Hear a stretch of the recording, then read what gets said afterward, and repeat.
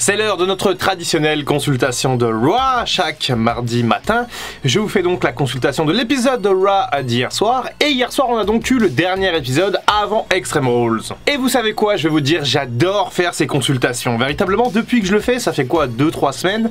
J'aime beaucoup du coup vous préparer des petites vidéos comme ça tous les jours, vous donner mon avis et surtout discuter avec vous, la communauté, dans les commentaires. Par ailleurs, merci d'avoir répondu assez nombreux hier par rapport à la question que j'ai posée dans l'intro de ma vidéo de revue de presse. Aujourd'hui, j'ai rien à puber, donc on va y aller. A Monday Night Raw est un programme assez chargé ce soir. On continue un petit peu la construction des rivalités et surtout, on va se préparer pour Extreme Rules qui aura lieu du coup samedi. Et notre premier match du coup oppose le Judgment Day, à savoir Finn Balor et Damian Priest face à AJ Styles et Rey Mysterio. Et ce qui m'a vraiment surpris, c'est qu'on a eu une grosse hit pour le Judgment Day à leur arrivée et ça arrivait même d'un coup cette hit, donc on se demande presque si c'est pas été rajouté encore une fois un petit peu en post-production, même si encore une fois Dominic Mysterio il est carrément détesté par les fans de Raw. Et d'ailleurs concernant ce cher Dominic, je trouve que voilà, ça rend pas trop mal en vrai. J'étais assez sceptique par rapport à son heel turn et à son intégration dans le Judgment Day, mais pour le moment je trouve que c'est plutôt correct. D'ailleurs c'est drôle, mais je trouve qu'il a des airs à Razor Ramon du coup lors de ses promos. Je trouve qu'il a des petites mimiques qui ressemblent un petit peu à celles de Razor Ramon à l'époque. Après sûrement que c'est involontaire, mais j'ai trouvé ça plutôt intéressant. Par contre, je suis obligé de vous parler des promos de Finn Balor. Finn Balor, je trouve pas si bon que ça en promo. Alors après on le sait, il est irlandais, il a un gros accent, donc ce qui fait qu'on comprend pas tout ce qu'il dit tout de suite. Par exemple, au lieu de dire but, il dit boot. Et je suis là et pendant une demi-seconde, je me demande ce qu'il vient de dire. Mais bon, c'est son accent, c'est comme ça. Et je trouve que même s'il n'avait pas d'accent, Finn Balor, c'est pas non plus un monstre en promo. Il met beaucoup d'intensité, ça c'est clair, mais par exemple, il s'est trompé là hier soir. Il a dit à un moment donné, au lieu de dire la semaine dernière, il a dit last night. Après, il s'est bien rattrapé, il a dit je suis tellement blasé, tellement dégoûté qu'en fait, je pensais que c'était last night. Mais bon, je trouve ça quand même moyen pour un catcheur que moi j'adore, hein. Y a pas de problème, techniquement, il est incroyable, mais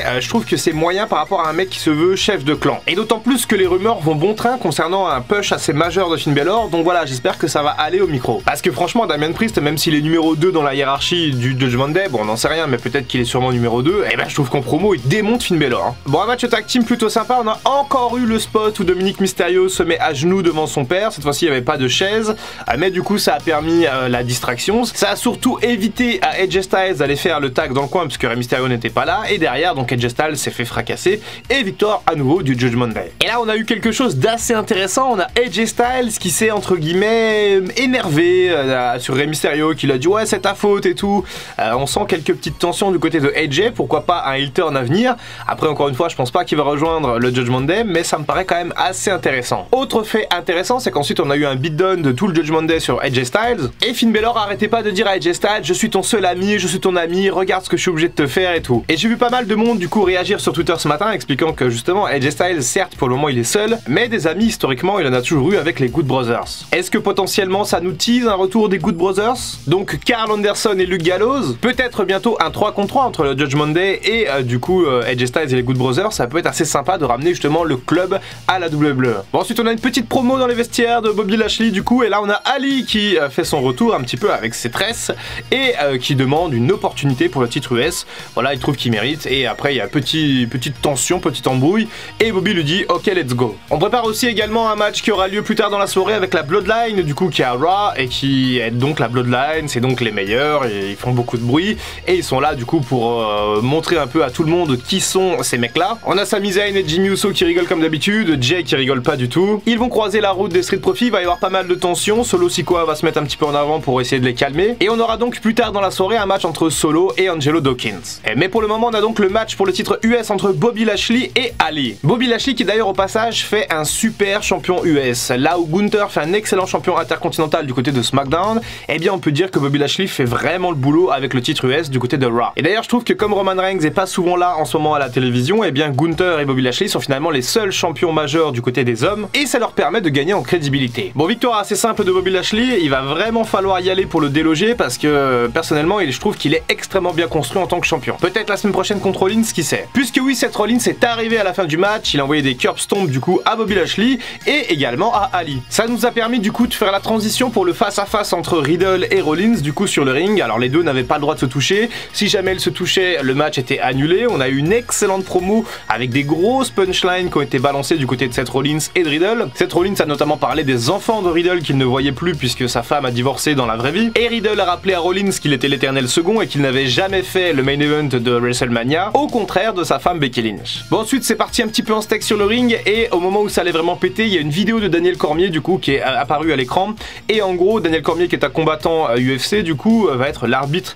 de ce match entre Seth Rollins et Riddle et ça a arrêté complètement la petite guéguerre entre les deux. Bon, je trouvais ça bizarre qu'une vidéo les stoppe. Bon, Daniel Cormier expliquait un peu dans la vidéo ce qui allait se passer samedi, mais ça on en parlera mercredi pour les pronostics de Extreme Rules. Un nouveau match avec Candice LeRae face à Dakota Kai et une victoire assez rapide de Dakota Kai, une victoire bien sale comme d'habitude, aidée une nouvelle fois, ce sont les heals, hein, le damage control et première défaite pour Candice LeRae, donc voilà, c'est son deuxième match, elle a déjà perdu. Je trouve ça un petit peu dommage, mais encore une fois, damage control a tellement d'aura, tellement de force de frappe dans ce roster de Raw et même à la SmackDown que finalement c'est normal. Nouveau match avec Johnny Gargano face à Otis et on a pas mal d'overbooking également dans ce match et tout comme sa compagne, Johnny Gargano a perdu ce match. Il a également été victime des heals, hein, du coup, puisque Theory lui a envoyé quand même un sacré coup de mallette dans le dos et ça a permis à Otis de couvrir Johnny Gargano pour la victoire. Traditionnel beatdown, ensuite des heals sur Johnny Gargano le face avant que Braun Strowman n'intervienne et défonce tout le monde avant d'attendre Chad Gable pour son match. Encore une fois, j'aime beaucoup l'ordre des transitions et la manière dont ça se passe, c'est extrêmement fluide. Alors fluide, oui et non, puisqu'il y a quand même eu un petit fail au moment où Braun Strowman allait choper Gable pour le lancer sur Otis.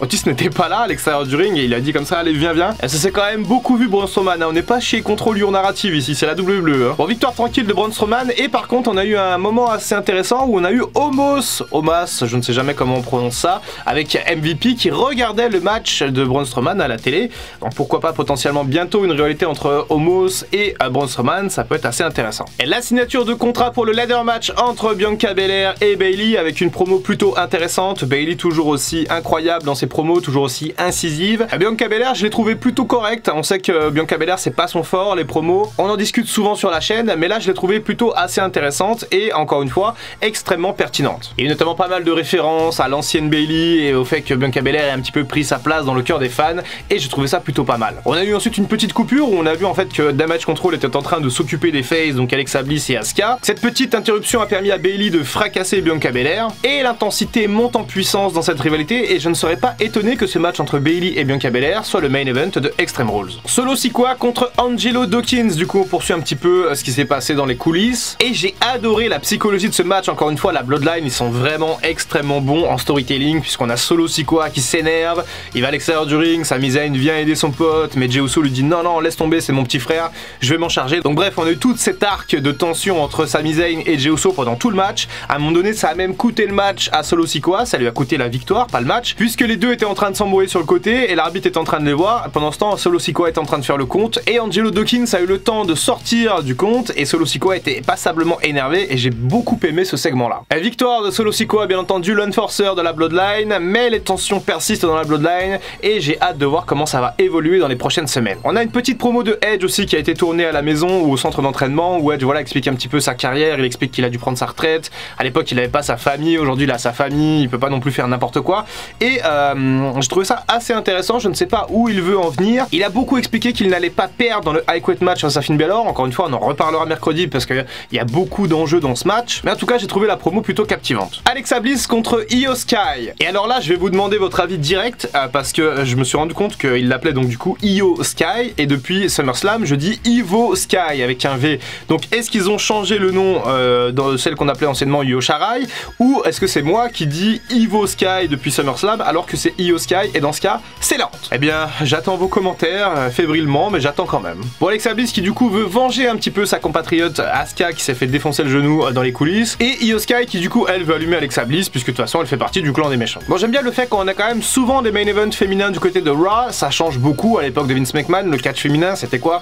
c'était 20 minutes sur 3 heures, c'est des matchs de 2 minutes. Là quand même on a des vraies histoires qui sont racontées, et encore une fois je pense que toute cette construction là autour de Bianca Belair et de Bayley, en fait ça va nous mener potentiellement au main event de Extreme Rules. Bon, bien entendu il y a eu de l'overbooking et de l'intervention des heels, puisque Bianca Belair s'est fait défoncer pendant le match par Bayley notamment, et par Dakota Kai aussi. Asuka n'était pas là pour aider la chère Bianca parce qu'elle était blessée. Io Sky en a profité pour gagner ce match. Ensuite il y a eu beaucoup de bordel dans l'aftermatch puisque ça a guerroyé un petit peu sur le ring. Asuka est revenue, ça a sorti les chaises et les échelles, et au final Damage Control reste fort en tout cas dans cette séquence là, et je pense véritablement que ce match entre Bianca Belair et Bayley, pour moi c'est l'un des matchs les plus importants qu'on aura dans le pay-per-view. Alors c'est l'heure de notre point QR code du coup. Alors je vais vous dire deux choses par rapport à ça. Premièrement, je trouve que ça devient un petit peu rébarbatif, un petit peu trop long. Il aurait sans doute fallu que ça soit un peu plus court, je pense, pour maintenir un petit peu l'éveil des fans et l'excitation, puisque là ça fait quand même 3 semaines, on a eu 4-5 séquences de QR code. On sait globalement qui se cache derrière, puisque les indices sont de plus en plus nombreux. Et alors je ne sais pas si de votre côté vous êtes toujours extrêmement excité par ce QR code ou pas, mais de mon côté je trouve ça un petit peu long. Mais encore une fois, n'hésitez pas à me donner vos avis dans les commentaires. Et la deuxième chose du coup, c'est que j'ai essayé en live, enfin ce matin du coup, à peine réveillé, de regarder le QR code puisqu'il a été donné lors du segment entre Bianca Belair et Bayley. J'ai donc accédé à ce QR code, et là donc je suis tombé sur cette page où j'ai rien capté, donc bien entendu je vais me servir de Twitter pour faire un récapitulatif des informations qui ressortent de ce QR code. Et une fois n'est pas coutume, on va voir le Twitter de Ali de Catch Club qui a fait un thread qui résume parfaitement la situation, et merci puisque je n'aurais jamais trouvé ça par moi-même. Donc le nouveau QR code nous mène vers une page avec plusieurs éléments. La première photo représente la trahison de Dalila envers Samson. C'est une photo que Bray Wyatt avait utilisée à l'époque où il était avec Alexa Bliss. Il y a également une image Magic Eye où on peut voir le message MTA4MGL. Et l'image de Samson, du coup la première, cache un lien. La série de chiffres et de lettres à la fin du lien sont les coordonnées du Wells Fargo Center où aura lieu Extreme Rules. Ce lien mène vers une nouvelle image avec d'autres chiffres en bas de l'image. Les chiffres sont là du coup. Et quand vous recherchez ces chiffres sur Google, vous tombez sur la White Rabbit Milk. Et enfin, le lien qui nous mène vers le QR code contient un code binaire. Ce code signifie Gacy. Et dans l'indice du QR code, il a également ses symboles. C'est en fait un texte dans la langue de Predator. Traduction en anglais: Before me think create were none, save thing, eternal and eternal shall endure. I'll all abandon, ye who enter here. Docteur bilingue en anglais. On retrouve quasiment la dernière phrase sur la porte de la Firefly Funhouse. Et donc on a des gens qui réagissent et qui nous mettent des screens, des tweets de Bray Wyatt où il y a justement cette idée de la trahison entre Samson et Dalila. Et enfin, dernier élément du coup, toujours sur le Twitter de Catch Club, une pancarte vient de passer avec le message White Rabbit. Donc c'est un acronyme de Bray Wyatt. Et ce serait apparemment pas une pancarte d'un fan, mais ce serait quelqu'un qui est dans le staff de la WWE qui serait passé pour montrer la pancarte. Il y a un extrait vidéo en dessous, mais je vais pas prendre le risque puisque dès qu'il y a un extrait vidéo, les vidéos se font striker. Donc voilà, déjà une photo c'est déjà pas mal, mais tout semble concorder pour que Bray Wyatt revienne. Je pense que ça fait plus aucun doute. Il y a 99,99% de chances qu'on voit Bray Wyatt du côté de Extreme Rules, donc voilà. Maintenant, il n'y a plus qu'à attendre parce que ça fait long et on commence à se frustrer un petit peu d'attendre. N'hésitez pas à me dire ce que vous avez pensé de cette petite consultation de Raw. N'hésitez pas à me donner vos avis par rapport au match qu'on a eu, au segment, à tout ce qui vous passe par la tête. C'est toujours un plaisir de vous lire. Et surtout, demain mercredi, soyez là pour les pronostics de Extreme Rules. C'était Dr Wrestling. À très bientôt pour une prochaine vidéo. Et en attendant, comme d'habitude, prenez soin de vous. I can feel the blood creeping up from the heathens. Got will, got fight, got pride, got reason. If they wanna go eat, then you know I'm gon' feed them. If you're coming for me, hope you're ready for a demon.